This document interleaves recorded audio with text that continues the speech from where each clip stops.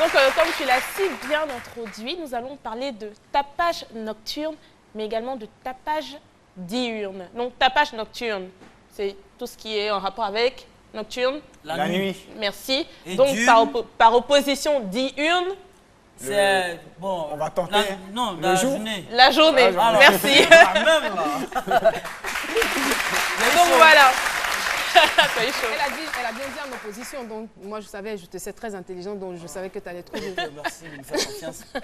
Donc déjà, le tapage, qu'est-ce que c'est? En fait, c'est le fait de provoquer un bruit qui peut déranger en fait votre entourage.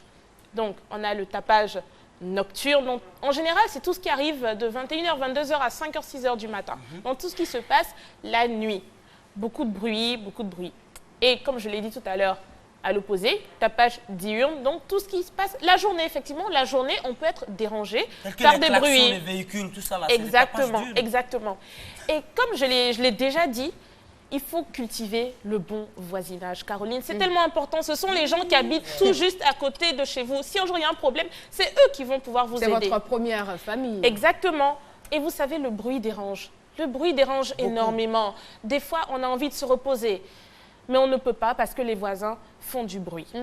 Donc, si vous vivez avec des gens, par exemple, soit dans un immeuble ou dans des cours avec plusieurs maisons à l'intérieur, des cours communes. Voilà. Merci. Des cours communes, essayez de garder le son assez bas ou à un volume vraiment qui ne dérangerait pas vos voisins. Et vraiment, le conseil que je vais vous donner, et les gens ne le font pas assez. Si par exemple, un jour, je ne sais pas, chez moi, j'ai une nouvelle maison, je dois inaugurer un magasin et que j'appelle l'académie du Tai Chi pour faire la danse lion, avec quand même tout le bruit que cela a fait, il faut prévenir. Il faut prévenir ses voisins, c'est comme ça. Vous allez chez eux, excusez-moi, tel jour, de telle heure à telle heure, vous serez un peu dérangé, on va faire du bruit. Mais moi, je veux savoir, où est la différence là? Est-ce qu'en allant les prévenir, c'est pas le même bruit là, ils vont entendre? C'est le même bruit, mais ils seront plus réceptifs à ce bruit-là. Ils ne vont pas se fâcher. Ils seront aussi préparés. Exactement, voilà. Ils seront préparés à recevoir ce bruit-là. Et vu qu'ils sont prévenus, ils sont moins dérangés. Voilà, et ils vont prendre des dispositions nécessaires. Peut-être ils vont sortir, ils vont dire, bon, ceux-là, ils ont une fête aujourd'hui, je sors. Ou alors, ils vont aller appeler le commissariat, ils vont débarquer chez toi. Hein. J'ai déjà vu en direct des situations où les gens ont fait du bruit et c'est la police qui a débarqué. Donc, vraiment, essayez de prévenir vos voisins en cas de tapage, soit nocturne la nuit ou même dans la journée. C'est vraiment très important. Ils vont dire, ah, mais ces gens, ils sont civilisés, ils nous préviennent, tout ça. Vous voyez, c'est vraiment plus intéressant que de les déranger comme cela. Et il n'y a pas que la musique. Beaucoup de gens pensent que c'est que des fêtes, la musique et tout. Non. Même les bruits de mortier et autres. Tout ça, les travaux. Que tu as ma photo aujourd'hui.